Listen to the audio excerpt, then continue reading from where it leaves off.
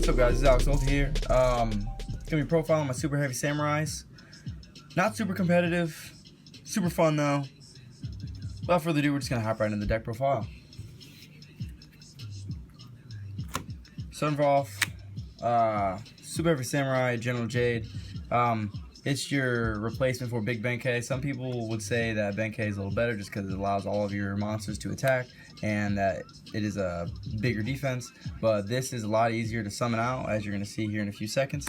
It allows for, or you can just use one tribute summon to get it out, and that, in my opinion, is why it's a little bit better. 2800 booty, not too bad. Last pendulum monster is going to be the Super Samurai General Coral. The scales really don't matter that much because you're not pendulum summoning often. But when you put this in scale, it allows your monster to make a second attack in a row. And that's pretty relevant.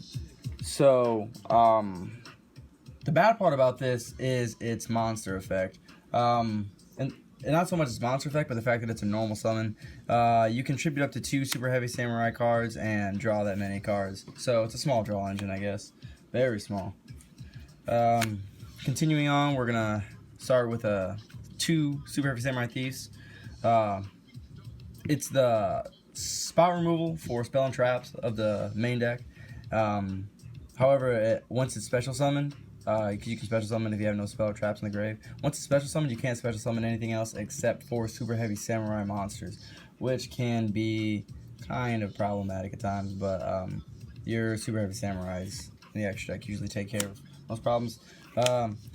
Super heavy samurai, big war IG, you can special summon it the same way with thief, no spell or traps in the grave. With these two being able to just be special summoned as long as you don't have any spell or traps in the grave, which you don't play any in this deck, that's why it makes this a little bit more superior to Benkei in the fact that it just takes 1 tribute, and those can get you right into it. For the smaller guys, going to level 4s, Super Heavy Samurai Scales. It is your bread and butter of the deck. It gets your combos going. You can just normal summon it or special summon it. If you special summon it, your opponent has to have 2 or more monsters on the field, and you have to have none. When it's summoned, you can target 1 Super Heavy Samurai that's level 4 or lower in your grave and special summon it. And it combos well with Super Heavy Samurai Magnet. Super Heavy Samurai Magnet, when it's normal summoned, you can special summon 1 level 4 or lower Super Heavy from your hand, and that combos really well with that. Moving on, we have the triple Super Heavy Samurai Flutist.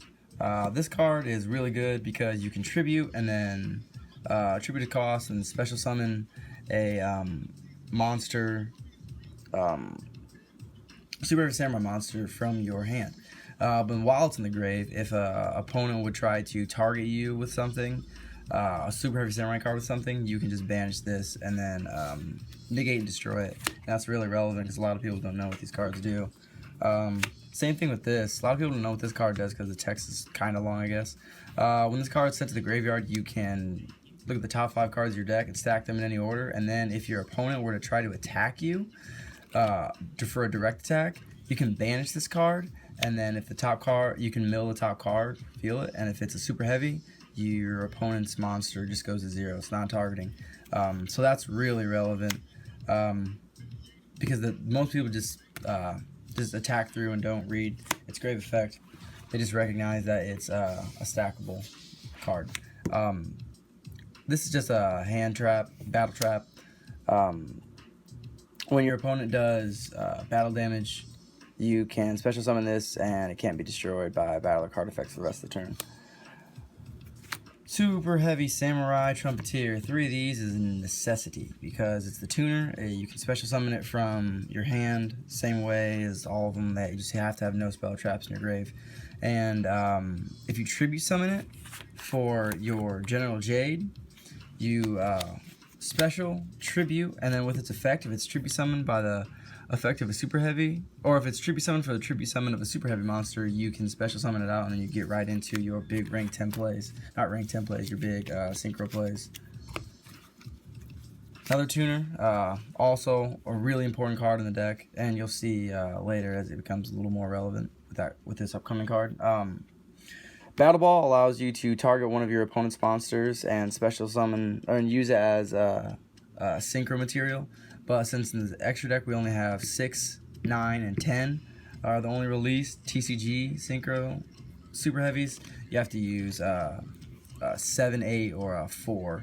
That's irrelevant. And it can't be a pendulum monster either, because this has to have the cards go to the grave, and pendulum monsters, when they're on the field, when they're used for synchros, don't go to the grave. So this just fizzles. So don't target a pendulum monster. That's the end of the actual samurais themselves. Now we're going to go to their armors. This is probably the most important card in the deck because it's the searcher and it's really easy to loop it. Super Heavy Samurai Soul Piercer not only allows you to attach to a monster, one of your super heavy monsters, and attack attack a defense position monster and do piercing. That's the name, piercer. It allows you to search when this card leaves the field. Just leaves the field, period. Goes to the field, to the grave. It's awesome, and you can just search any Super Heavy Samurai card in your deck, and it can easily be looped 2 to 3 times per turn. Then you can search stuff like this. That's why this deck is decent, because of that card, because you can search things like this. Its first effect, you can target Super Heavy and then change its level to 5. Or during either player's turn, you can discard this card, then target one defense position Super Heavy monster that you control, and then until the end of the turn, it can't be destroyed by battle card effects, but loses the 800 defense. Really irrelevant though, because you're just going to have that monster go back to the regular defense next turn. Search this out as well. Super Heavy Samurai Soul Horns. This can attach and then attach to a Super Heavy, or attach to a Super Heavy and allow it to attack twice. More Battle Trap. Super Heavy Samurai Soul Buster Gauntlet. You can double your damage. You can double your defense and damage calc. With that, Soul Horns, and if you're really nasty with a Piercer, the Soul Piercer, it's an OTK. It's pretty awesome. That's the end of the Super Heavy monsters. This card right here, Game Seal, allows you to utilize that Battle Ball effect like no other, because you can just special summon this onto your opponent's field and then normal summon this and use it. It's yeah, it's pretty nutty. So that makes that card really relevant. And then your battle traps, more of them, because you're really trying to like lower your opponent's ceiling. If you immediately open up with the OTK and like you can protect it with Soulfire Suit, then these cards aren't as relevant because you're already gonna have the OTK. But if not, then these cards are just there to like lower your opponent's ceiling to where they have to just play around stupid stuff like this, and then you can just draw into your engine eventually. But that's the bad part, is you kind of have to hard draw into some of the stuff. While some of it is searchable with Soul Piercer, you can't get that to the grave immediately sometimes. On to Mathematician. This is what makes your consistency a little better, because you can throw in that Giga Gloves. And by throwing Giga Gloves into the grave, you just proc its effect, and then it gets you look at the top 5 cards of your deck, throwing into that consistency. Speaking of consistency, we got the typical hand traps, Maxi, and Veiler, because the problem with this deck is it doesn't have a lot of effect negation unless it's targeting, and you can't, there's no draw engine because you don't want to use any spells, so Maxi is like super necessary in this. That's the extra deck, or main deck, 40 cards, so let's go on to the extra. The Big Poppy Super Heavy Samurai Warlord Susanoo, aka Susan. Level 10, 2400 attack, 3800 defense. So like regardless, if your opponent has like skill drain up or something, you can just like normal summon this and it becomes a 2400 attack, or you can use the 3800 defense, which is the most relevant.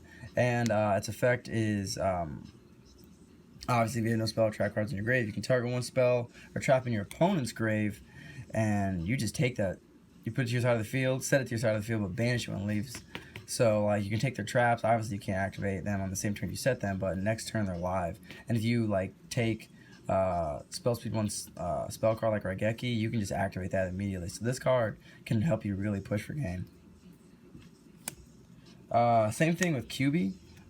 Beast QB allows you to gain 900 defense for each of your opponent's special summon monsters, and since this thing can attack and defense, just being able to gain, if your opponent has 2 special summon monsters, that's 1800. I mean, do the math. They have an entire field of special summon monsters, and you can attack twice with this. Goodness gracious, that's insane. More utility out of the super heavy cards. Also, this card can attack while up in defense, 2500 defense, and it can, on summon, destroy all spell and trap cards your opponent controls, which is nuts. Synchro summon this, and you can destroy all of your opponent's back row, pendulum scales, everything. It's really relevant. That's it for the super heavy samurai monsters. For everything else, it's just basic, like, staple synchro stuff. So, like, Odd Eyes Meteor Burst, that's just for, like, the rogue spell, or the rogue back row traps and whatnot. I mean, Mirror Force, like, that doesn't really matter in this deck. But Cosmos and stuff, this is relevant. Black Rose, we don't really have a lot of ways to, like, blow up the field, so we need something, and that really helps. Metaphys Horus, pretty easy to make. Cool interactions with its effect. Cheery Beast, easily made because all these are Earths. Those are the synchros, and then, like, just staple exy stuff. Dweller, Castel, Diamond Dyer, typical spot removal stuff. The Searcher, Geargan X, because it's machines, deck full of machines. Levier, this is relevant because you can make this and then grab, like, the level 3s, like the Flutist, or you can grab Giga Gloves, just relevant stuff like that. And then once that Giga Gloves leaves the field or goes to the grave, you just get its effecting into stack your deck. So that's kind of relevant. And then just Break Sword for more spot removal. Yeah, so, like, there's a lot of utility in the extra deck because you need it, definitely. But really, it's just a fun deck.